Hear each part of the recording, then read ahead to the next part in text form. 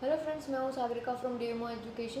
दोस्तों, आज हम बात करेंगे एडमिशन प्रोसेस के बारे में। काफ़ी लोगों को पता नहीं होता कि एडमिशन प्रोसेस किस तरीके से होती है, उसमें क्या क्या डॉक्यूमेंटेशन वर्क रहता है।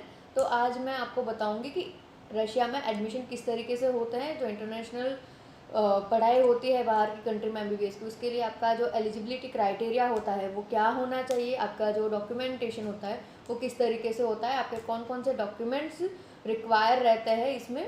तो पहले हम बात करते हैं एलिजिबिलिटी क्राइटेरिया के बारे में।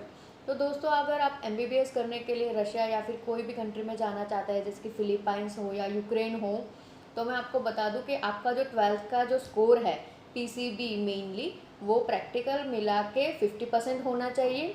आपका जो नीट का क्वालिफिकेशन है वो क्वालिफाइड होना चाहिए। आपका नीट का जो स्कोर है वो आप जो भी कैटेगरी में हो, जैसे कि जनरल हो, ओबीसी, एससी, एसटी, आप कोई भी कैटेगरी से हो, आपका जो नीट का स्कोर है आपकी कैटेगरी के हिसाब से क्वालिफाइड होना चाहिए और ऑल ओवर भी क्वालिफाइड होना चाहिए। जैसे कि अगर 150 स्कोर है एग्जाम्पल के, तो अगर आप एलिजिबल हो तो ही अप्लाई कर सकते हैं। वो हर साल बदलता रहता है जो नीट का जो मिनिमम स्कोर रहता है। जैसे 150 हुआ, 170 तक आप एडमिशन ले सकते हैं अगर आपका स्कोर हो तो।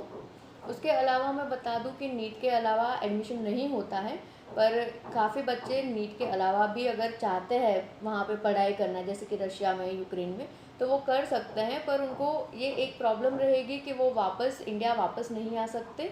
जो बच्चे विथआउट नीट रशिया पढ़ाई करने जाते हैं उनको फिर इंडिया वापस आने का कोई स्कोप नहीं रहता, क्योंकि इंडिया में नीट मैंडेटरी होता है। नीट के एग्ज़ाम से आगे कोई पढ़ाई नहीं कर सकते एमबीबीएस के लिए।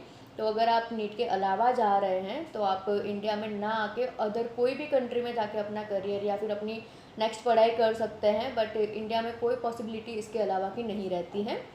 दूसरी चीज़ ये है, मैं आपको बता दूं कि अगर कोई बच्चा रशिया में पढ़ाई कर रहा है अपनी एमबीबीएस की और वो माइग्रेट करना चाहता है, यूनिवर्सिटी चेंज करना चाहता है या कुछ भी, तो वो भी फैसिलिटीज़ हम बच्चों को देते हैं कि वो अपनी यूनिवर्सिटी चेंज कर सकते हैं। जो भी यूनिवर्सिटी में वो जाना चाहे, या फिर किसी कम लो कॉस्ट यूनिवर्सिटी में जाना चाहते हैं अपनी यूनिवर्सिटी चेंज करके, या फिर कोई काफ़ी अच्छी रैंक वाली यूनिवर्सिटी में जाना चाहते हैं, तो वो भी हम बच्चों को फैसिलिटी प्रोवाइड करते हैं। दूसरी चीज़ है कि आपके डॉक्यूमेंट्स क्या क्या चाहिए। तो मैं आपको बता दूं कि आपके डॉक्यूमेंट्स में आपकी 12th की मार्कशीट, आपका पासपोर्ट और आपके 6 कलरफुल फ़ोटो चाहिए, जिसमें आपका जो बैकग्राउंड हो पीछे का वो ब्लैक एंड वाइट होना चाहिए। अगर आपके पास आपका पासपोर्ट नहीं है तो आप आधार कार्ड के थ्रू भी अपना एडमिशन कंफर्म करवा सकते हैं, और आप पासपोर्ट के लिए अप्लाई कर सकते हैं। विदिन 15 to 20 डेज़ में आपको ऑनलाइन रजिस्ट्रेशन करके आपका पासपोर्ट मिल जाता है। दूसरी चीज़ मैं बताऊँगी कि एडमिशन प्रोसेस किस तरीके से होती है। तो एडमिशन प्रोसेस में आपके डॉक्यूमेंट जितने भी होते हैं उनको स्कैन करके यूनिवर्सिटी में भेजा जाता है, जिसमें से आपको विथिन 1 वीक और 14 डेज़ के अंदर आपका एडमिशन लेटर आपको दिया जाता है। एडमिशन लेटर आने के 20 डेज़ बाद आपको इनविटेशन लेटर दिया जाता है यूनिवर्सिटी की तरफ से। अगर आपका इनविटेशन लेटर आ जाता है उसके बाद आपका 1 मंथ के अंदर वीज़ा प्रोसेस हो जाता है, जिसके अंदर आपकी फ़ीस पे हो जाती है और सब कुछ इंक्लूडिंग पूरा प्रोसेस 1 मंथ के अंदर कंप्लीट हो जाता है आपका एडमिशन लेटर आने के बाद।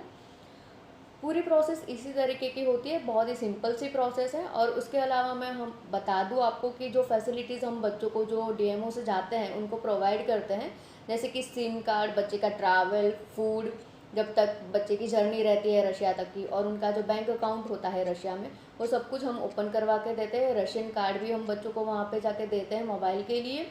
उनका ट्रैवल का पूरा एक्सपेंस और ड्यूरिंग द ट्रैवल जो भी फूड और जो भी प्रोवाइड करना होता है बच्चे को, वो सब कुछ हमारी तरफ से प्रोवाइड होता है। कोई भी प्रॉब्लम नहीं होती बच्चों को। और जब तक बच्चे यूनिवर्सिटी में और अपने हॉस्टल में अपना रजिस्ट्रेशन नहीं कर देते तब तक बच्चों की पूरी जवाबदारी हमारे ऊपर रहती है। बच्चे सेफली पहुंचाना यूनिवर्सिटी में वो हमारे ऊपर रहता है। दोस्तों, आपको पता होगा कि आज की न्यूज़ में आया है कि जो नीट के फॉर्म है वो अप्रैल में भरने स्टार्ट हो जाएंगे और उसकी लास्ट डेट 7 मई तक है। तो अगर आपको नीट जो देने वाले हैं बच्चे, या फिर जो पिछली साल ड्रॉप लिए हुए हैं जो भी बच्चे हो, वो थोड़ा ध्यान दें न्यूज़ के ऊपर, और अपनी जो भी डेट है अप्रैल से स्टार्ट करके 7 मई तक की, उसके अंदर अपने नीट के फॉर्म फिल कर दे।